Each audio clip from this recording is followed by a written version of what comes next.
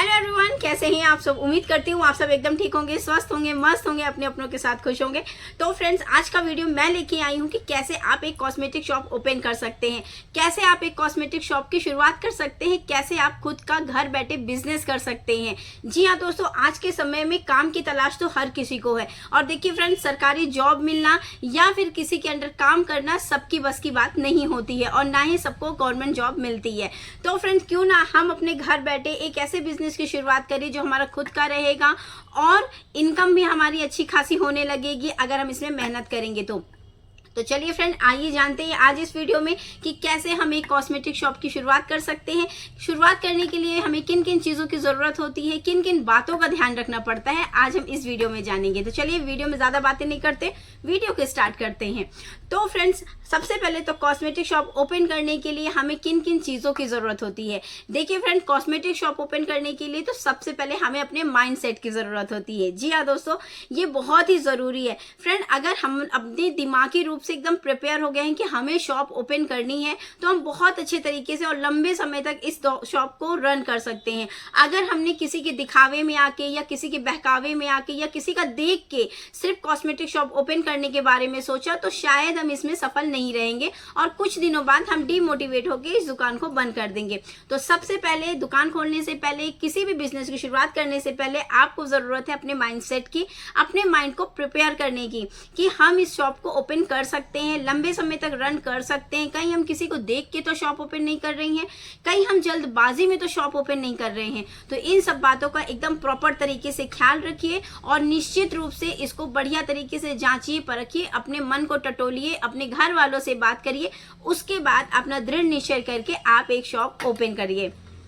मेरा next point है friends, अगर आपने सोच लिया है, दृढ़ निश्चय कर ही लिया है कि अब हमें दुकान खोलनी है, तो चलिए जानते हैं हमारा नेक्स्ट पॉइंट क्या रहेगा।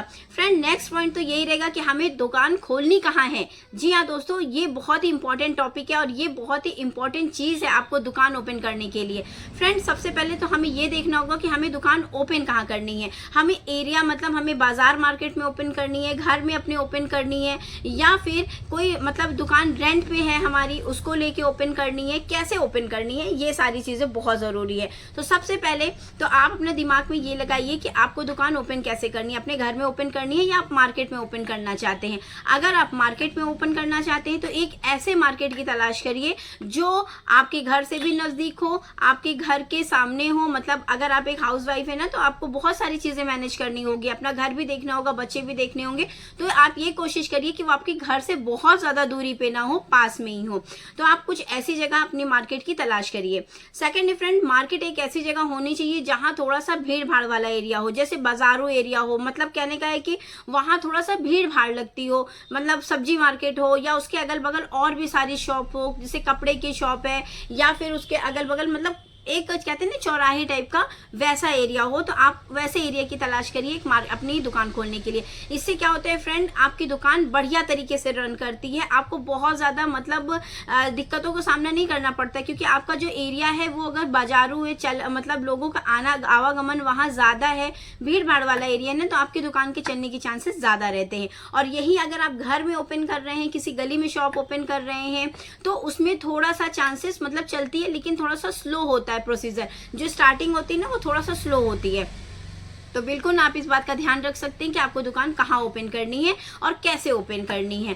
कैसे ओपन करने का मतलब है फ्रेंड कि अगर आपको दुकान रेंट पे ओपन करनी है तो उसका आप बढ़िया तरीके से बजट देख लीजिए कि आगे चल के आपको कोई प्रॉब्लम तो नहीं होगी, या फिर आपकी खुद की मार्केट है तो बहुत ही बेहतरीन है। इससे अच्छा तो कुछ है ही नहीं कि आप घर बैठे अपनी मार्केट में अपनी दुकान ओपन कर सकते हैं। ये बहुत ही अच्छा एक सुनहरा अवसर कह सकते हैं कि ये सबको नसीब नहीं होता है कि आपकी दुकान एकदम ऑन रोड पे है, आपका घर ऑन रोड पे है और आप वहाँ मार्केट करने का बारे में सोच रहे हैं। तो चलिए फ्रेंड, ये तो हो गया हमारा कि आपको दुकान कहाँ ओपन करनी है। नेक्स्ट है फ्रेंड, आपका बजट कितना है। ये सबसे इंपॉर्टेंट है फ्रेंड्स, किसी भी दुकान को ओपन करने के लिए आपको अपना बजट देखना बहुत जरूरी है फ्रेंड्स, क्योंकि किसी भी दुकान को आप ओपन करेंगे तो बहुत सारी ऐसी चीजें आती हैं जिसको आपको दुकान में रखना भी जरूरी है, प्लस उस चीज का होना भी जरूरी है। जैसे बात कर लेते हैं इस काउंटर की। फ्रेंड्स, कॉस्मेटिक शॉप में इस तरह के काउंटर की जरूरत ज़रूरत बहुत ज़्यादा होती है, जो ऊपर से कांच का यानी कि डिस्प्ले वाला जो काउंटर होता है। तो आप ऐसे काउंटर की मतलब ऐसे काउंटर से आपको शुरुआत करनी ही पड़ेगी और इस काउंटर का होना मस्ट इंपॉर्टेंट है आपकी कॉस्मेटिक शॉप में। सेकंड डिफरेंट इस टाइप की रैक का होना भी ज़रूरी, क्योंकि हम सामान कैसे रखेंगे, कैसे उनको अरेंज करेंगे, ये सब चीज़ों के लिए हमें रैक का होना ज़रूरी है हमें दुकान में। तो फ्रेंड्स यहाँ से हमारा शुरू हो जाता है बजट। नेक्स्ट है फ्रेंड्स सामान, जो हम कॉस्मेटिक शॉप में सेल करने के लिए सामान लाएंगे उसको हमें क्या क्या लाना है, कैसे लाना है, किन किन चीज़ों की ज़रूरत होती है, ये सारी चीज़ों की आपको बनानी होगी लिस्ट और उसी के अकॉर्डिंग रखना होगा आपको अपना बजट। फ्रेंड्स ये बहुत इंपॉर्टेंट है कि आप अपने बजट को ध्यान में रख के अपनी चीज़ों को अरेंजमेंट करिए। जैसे मान के चलिए आपके पास 2 लाख तक का बजट है, आप 2 लाख इस दुकान में इन्वेस्ट कर सकते हैं। फ्रेंड्स मैं 2 लाख इसलिए बोल रही हूँ क्योंकि बहुत ही कम एकदम मिनिमम बजट से अगर आप शुरुआत करेंगे तो फिर उसका कोई मतलब नहीं होता है। कम से कम 1 से 1.5 लाख रुपए आपके हाथ में होना ज़रूरी है दुकान ओपन करने के लिए, क्योंकि फ्रेंड फर्नीचर है, रैक है, ये सारी चीज़ों का होना बहुत ज़रूरी है एक दुकान के लिए। चाहे तो आप इस तरह की वुडन की रैक बनवाइए या फिर आप जो लोहे वाली होती है वैसी रैक बनवाइए, या फिर आप बनवा सकते हैं कांच वाली रैक जो कि सस्ती पड़ती है। आप उस तरह की भी रैक, मतलब आपको रैक तो बनवानी पड़ेगी ना, फिर उसके लिए तो आपको बजट चाहिए होगा। तो 1 से 1.5 लाख रुपए आप इस कॉस्मेटिक शॉप में इन्वेस्ट करिए। 2 लाख मैंने इसलिए बोला फ्रेंड्स क्योंकि जब हम दुकान शुरुआत में ओपन करते हैं तो ऐसे बहुत सारे सामान हम छोटे छोटे अमाउंट में लेके आते हैं। छोटे छोटे अमाउंट में जब हम लेके आते हैं सामान ना, तो उस सामान की जब सेल होती है तो ऐसे बहुत सारे सामान हमें नेक्स्ट मंथ भी लाने पड़ते हैं, जिससे ज़रूरी नहीं है कि जो हमने सेल किए हो उतने में वो सामान आ जाए। तो इसलिए कुछ अमाउंट हमें अपने पास लगा के रखना चाहिए ताकि हम उसको अपनी दुकान में इन्वेस्ट करते रहे। देखिए फ्रेंड्स, शुरुआत में अपने बिजनेस अगर आपने शुरू किया है तो शुरुआत में आपको अपने पॉकेट से ही अपने बिजनेस को रन करना होगा। जब धीरे धीरे इसमें से हमें प्रॉफिट मिलने लगेगा उसके बाद ही हम आगे अपने जो पैसा हमें मिलेगा उसको हम अपनी दुकान में इन्वेस्ट कर सकते हैं। सेकंड है फ्रेंड की फर्नीचर के बारे में आप क्या सोच रहे हैं। फ्रेंड अगर देखिए जितनी दुकानें मार्केट में ओपन होती हैं ना, उतनी ही दुकानें मार्केट में क्लोज भी हो जाती हैं। तो इसके लिए आप सबसे बेहतर उपाय तो मैं यही कहूंगी कि अगर आप न्यू शॉप ओपन कर रहे हैं तो आप ये सोचिए कि कहीं सेकंड हैंड फर्नीचर मिल रहा है तो आप उसको मतलब बाय कर सकते हैं। क्योंकि अगर हमारा बजट कम है, अगर हम इन्हीं सारी चीज़ों में पैसा ज़्यादा इन्वेस्ट कर देंगे ना, तो फिर कहीं ना कहीं हम अपने प्रोडक्ट यानी कि जो भी हमें सामान रखना है उसके साथ हमें कॉम्प्रोमाइज़ करना पड़ेगा। फ्रेंड्स सबसे पहले तो आपको जो फर्नीचर रहेगा ना, इसको आप सेकेंड हैंड बाय करने का सोचिए। कहीं ऐसे दुकानों का पता लगाइए जो सेल हो रही हैं, जहाँ से आप बढ़िया तरीके से फर्नीचर बाय कर सकते हैं। फ्रेंड फर्नीचर का तो ये हाल मैं बताऊँ कि मेरा खुद का फर्नीचर आज से लगभग 10 साल पुराना है। फ्रेंड ये जो मेरा काउंटर आप देख रहे हैं, ये मेरा कपड़े वाला काउंटर है और ये बहुत ज़्यादा पुराना काउंटर है, लगभग आज से 10 से 15 साल पुराना। तो इसमें मैंने बस ये किया कि ये जो ग्लास होता है टफन ग्लास, इसको मैंने यहाँ लगवा दिया है। ये बहुत ही बढ़िया तरीके से वर्क कर रहा है। फ्रेंड काउंटर का तो मैं ये बताऊँ कि जल्दी से ख़राब होने वाली चीज़ है ही नहीं। तो अगर आपको ये सेकेंड हैंड परचेज मिल रहा है तो आप इसको बिल्कुल जल्दी से जल्दी परचेज कर लीजिए। बढ़िया तरीके से इसकी जाँच परख लीजिए कि अच्छा है तो आप इसको परचेज कर लीजिए। ये बेहतर उपाय रहता है जब आप दुकान ओपन करते हैं और शुरुआत में आपकी दुकान की चलने के चांसेस मतलब 50-50 के रहते हैं। क्योंकि किसी भी दुकान को आप ओपन कर रहे हैं तो आप ये एकदम 110% श्योर नहीं हो सकते हैं कि वो दुकान एकदम से रन करेगी ही करेगी। तो क्यों हम उसमें बहुत ज़्यादा इन्वेस्ट करें। फ्रेंड अगर हम सेकेंड हैंड फर्नीचर लेते हैं तो हमारा कहीं ना कहीं बजट एकदम बराबर होकर चलेगा। इसी तरह बात करते हैं हम रैक की। रैक का भी यही हाल है। फ्रेंड्स अगर हम दुकान के लिए रैक ले रहे हैं ना, तो आप शुरुआत में लोहे वाली रैक में इन्वेस्ट कर सकते हैं या फिर आप कांच वाली रैक लगवा सकते हैं। अन्यथा अगर आपके पास बजट अधिक है, वही अगर है, मैंने आपसे कहा ना कि अगर दुकान सेल हो रही है वहाँ रैक भी मिल रहा है, तो आप इस तरह की रैक परचेज कर सकते हैं।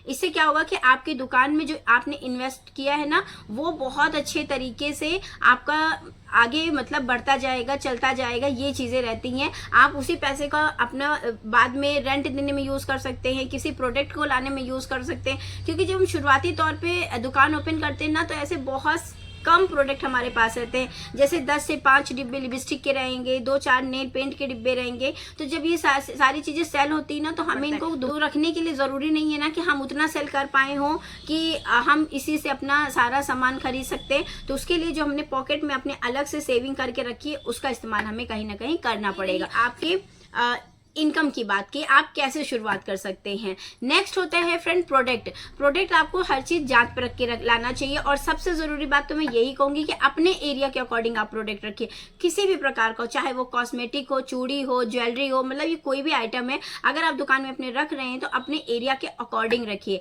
आप ये मत समझिए कि फलाने की दुकान में ऐसा है, वहाँ हम शहर एरिया में गए थे वहाँ दुकानें में ऐसा है, ऐसा बिल्कुल नहीं होता है। आप अपने सामान अपने एरिया के अकॉर्डिंग रखेंगे, क्योंकि जैसा आपका एरिया है, जैसे गांव एरिया है तो वहाँ उसके अकॉर्डिंग आपको सामान रखना है। शहरी एरिया है जहाँ पर सारी चीज़ें ज़्यादा सेल होती हैं, उसके अकॉर्डिंग आपको सामान रखना है। तो मतलब इस तरह से बजट में आप सामान रख सकते हैं। जैसे मैं अपनी बात करती हूँ तो मेरे यहाँ 10 रुपए की नेल पेंट से लेके 150 रुपए तक की नेल पेंट अच्छे तरीके से सेल होती है। जैसे फ्रेंड 10 रुपए वाली भी नेल पेंट लेने के लिए लोग आते हैं, और साथ ही साथ अच्छी नेल पेंट जिनको चाहिए रहती है वो भी आते हैं। तो इसका कहने का मतलब ये है फ्रेंड्स कि हमें अपने एरिया के अकॉर्डिंग सामान रखना चाहिए। तो चलिए फ्रेंड्स, उम्मीद करती हूँ कि आज का वीडियो आपको कुछ अच्छा लगा होगा, मेरे द्वारा दी गई जानकारी आपको पसंद आई होगी। अगर वीडियो में कुछ भी अच्छा लगा हो, वीडियो में कुछ भी जानकारी पसंद आई हो तो प्लीज़ वीडियो को लाइक कर दीजिएगा। चैनल को अगर नए हैं तो प्लीज़ सब्सक्राइब कर दीजिएगा। आपके प्यार, आपके सपोर्ट की बहुत ज़्यादा ज़रूरत है।